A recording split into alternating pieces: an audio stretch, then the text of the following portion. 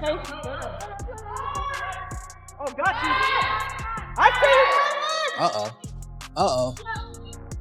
All right, what a day, what a day. The GOAT, Caitlin Clark, made her return to the basketball floor today. I showed y'all, we got some live clips. I'm gonna show y'all some more. But the important part of this video, Caitlin Clark destroyed the WNBPA Nneka Aguma-K, Nafisa Collier, who tries to name drop her at her convenience to win people over, Brianna Stewart, the unrivaled co-founders, all these people that's a part of the board that's signing with Project B, and all of this stuff. Caitlin Clark called their asses out today. She said, stop playing games. We need to play. We have been waiting quite some time to see Caitlin Clark play basketball. Not only take shots and shoot around, but actually go up against something that looks like competition in an actual, competitive environment. Not just shoot off a rack, not go 1v air, actually play some basketball. I'm not exaggerating. The league's biggest star just walked up to a microphone and called out every single person sabotaging the 2026 season, and she didn't stutter. While the WNBPA board members are out here signing deals with Project B and unrivaled playing 3-on-3 for pocket change, Caitlin Clark said, what everyone's been thinking, stop playing games, we need WNBA basketball, period.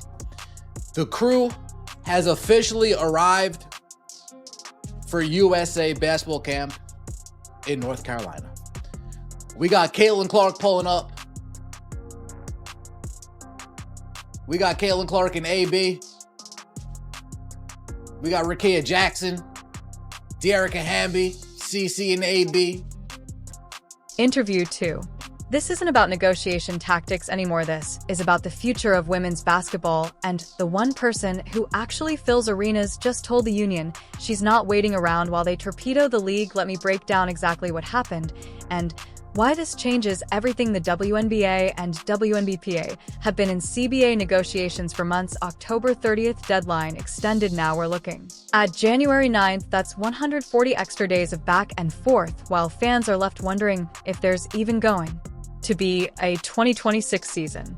Things are getting complicated. The WNBPA board members who are supposed to represent the players are signing deals with rival leagues. Nafisa Collier, Brianna Stewart, Nneka Aguma-K founded unrivaled, yet they are meant to negotiate fairly. With the WNBA, this is more than a conflict of interest. The very people running a competing 3-on-3 league are holding up talks that might cancel the season.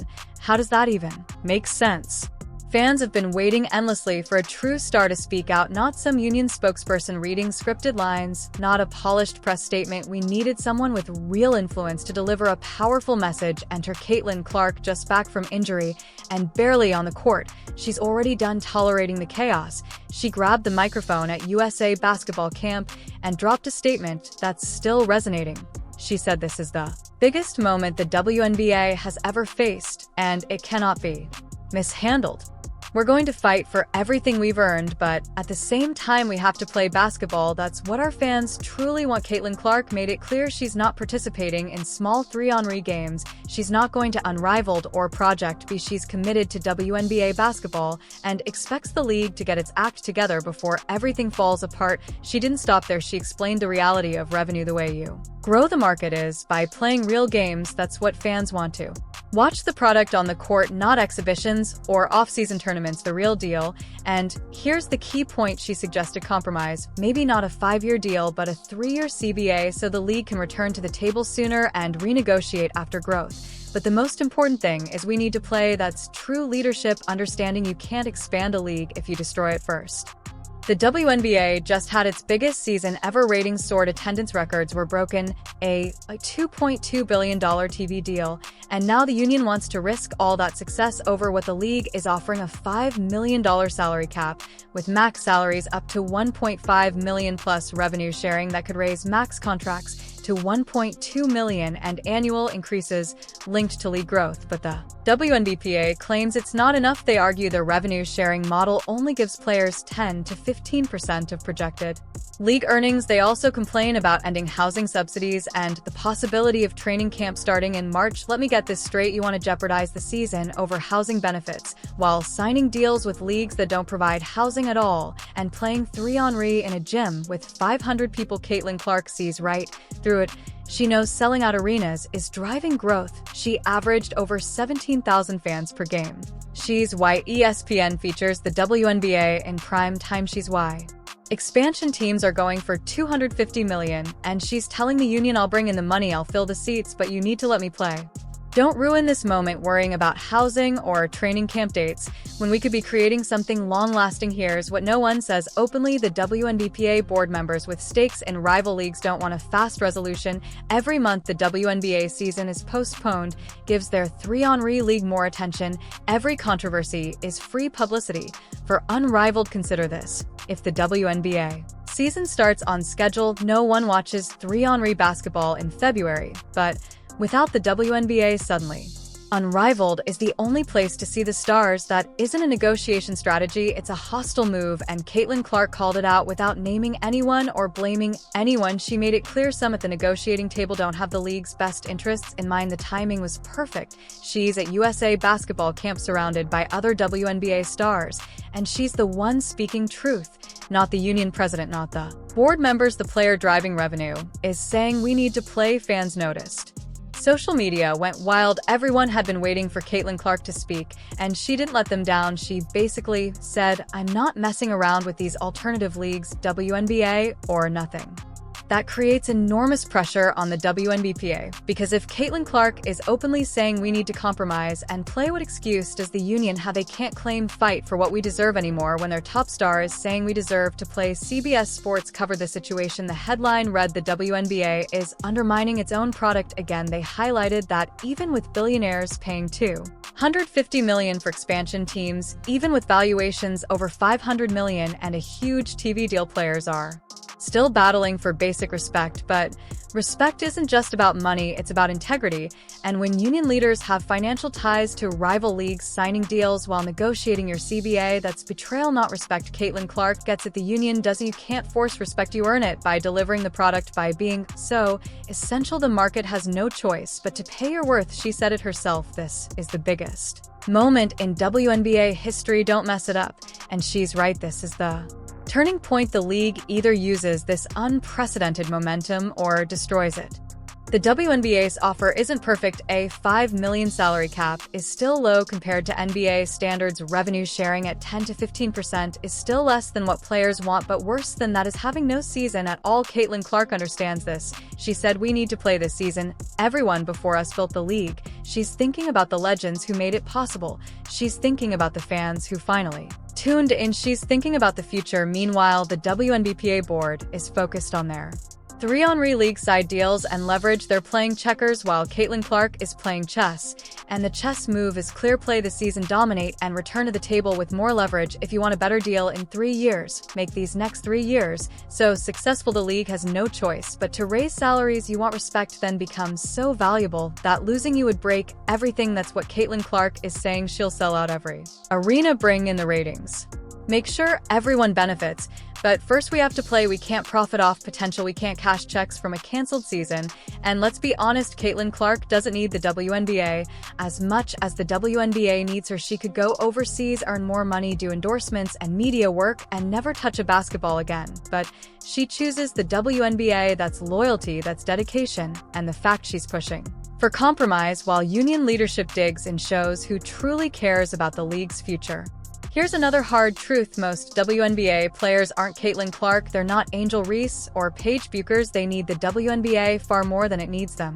If the season doesn't happen, most players lose their main source of income. Caitlin Clark understands this. She's speaking up for those without the platform or leverage. She's saying we all need to play because a canceled season hurts role players far more than stars. But the WNBA leadership is insulated. They have their unrivaled money and endorsements. They'll be fine if the season is delayed. Meanwhile, regular players sit at home wondering about their paychecks. That's why Caitlin Clark's words Resonate, she's revealing the gap between union leadership and real player needs. She's saying what bench and role players can't without risking their careers. The league proposed yearly pay increases tied to growth. That's exactly what players asked for. You want salaries linked to revenue. Here's a system that increases pay as the league grows. But the union insists it's not enough. Eventually, you have to ask what counts as enough. What number would make them agree? Right now, it seems like there is no number. The goal appears to be dragging this out, and Caitlin Clark is done with that. She said, "We're down to the wire. January 9th is approaching. If no deal is reached, training camp is at risk. The season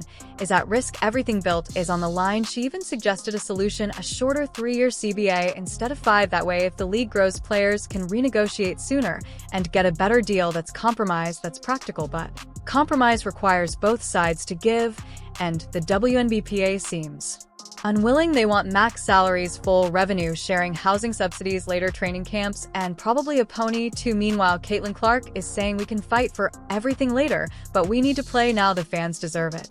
If the season doesn't happen, most players lose their main source of income. Caitlin Clark understands this. She's speaking up for those without the platform or leverage. She's saying we all need to play because a canceled season hurts role players far more than stars. But the WNBPA leadership is insulated. They have their unrivaled money and endorsements. They'll be fine if the season is delayed. Meanwhile, regular players sit at home wondering about their paychecks. That's why Caitlin Clark's words resonate. She's revealing the gap between union leadership and real player needs. She's saying what bench and role players can't without risking their careers. The league proposed yearly pay increases tied to growth. That's exactly what players asked for. You want salaries linked to revenue. Here's a system that increases pay as the league grows. But the union insists it's not enough. Eventually, you have to ask what counts as enough. What number would make them agree? Right now, it seems like there is no number. The goal appears to be dragging this out, and Caitlin Clark is done with that. She said, "We're down to the wire. January 9th is approaching. If no deal is reached, training camp is at risk. The season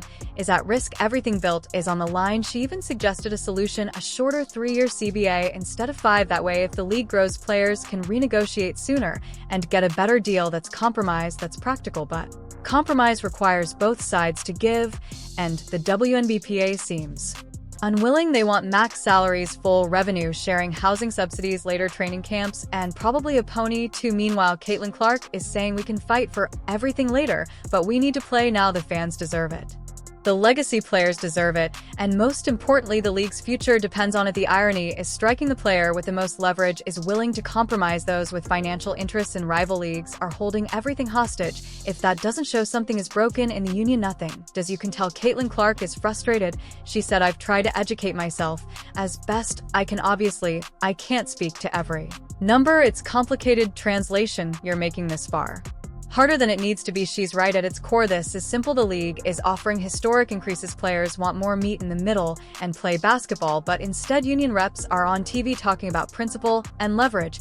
While time runs out, Caitlin Clark also said something that should worry the WNBPA. She emphasized the most important thing is we need to play basketball. That's what fans want, not union talking points, not negotiation leverage. Fans, because if fans stop caring, none of this matters. You can negotiate the best CBA, but without an audience, there's no money. Right now, the WNBA has a massive engaged and growing audience, but audiences are fickle. If you make them wait too long or cancel a season, they move on, they find something else, and all that momentum disappears. Caitlin Clark gets it. The union doesn't. She said that's how you make money. That's how you build the market, by playing, delivering the product, giving fans what they want, not by holding it hostage and hoping they stick around. And if there's number 2026 season expansion, teams that paid $250 million are stuck with dead assets. TV networks with a $2.2 billion deal face empty slots. Sponsors pull out. Most importantly, the momentum dies. Casual fans who tuned in for Caitlin Clark are gone. Media coverage gone. The buzz, energy, and excitement that women's basketball was finally breaking through, all gone.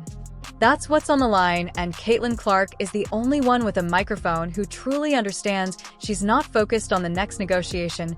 She's thinking about the next decade. She's focused on building something sustainable. The WNBPA is thinking about winning a battle. Caitlin Clark is thinking about winning the war, and sometimes winning the war means giving up a little ground in a battle. That's strategy, that's leadership. She's also putting the union in a tough spot if they keep delaying.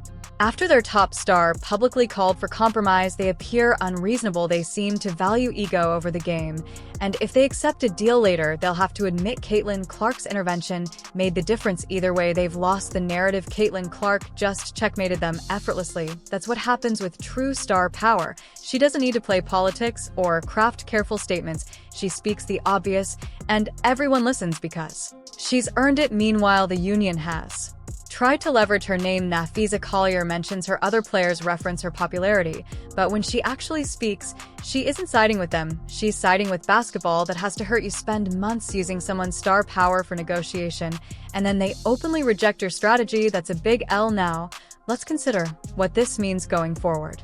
If the WNBPA doesn't finalize a deal by January 9th, Caitlin Clark has given the league all the cover it needs to use replacement players. She said, "We need to play. The fans deserve it. If the Union strikes or walks away, the league can say our top star said we need to play, so we're playing." And they'll be right. They have Caitlin Clark's words, proving that players want to play even if the Union doesn't. That's massive leverage. The league now has a quote from Caitlin Clark saying, "We need to play basketball." They can push that everywhere: ads, press releases, social media. The face of the league says play. The Union says no. Who do you think fans will side with? The WNBPA just lost the PR battle. In one press conference, Caitlin Clark flipped the narrative. It's no longer players versus owners, it's fans and players versus a dysfunctional union. And that's the reality. No one wants to admit the Union isn't acting in the players' best interest. They're protecting Union leadership. Players want to play, get paid, and build on last year's momentum. Union leaders want to make a point, flex leverage, and maybe profit on side deals. Caitlin Clark exposed all of it. She didn't name names or call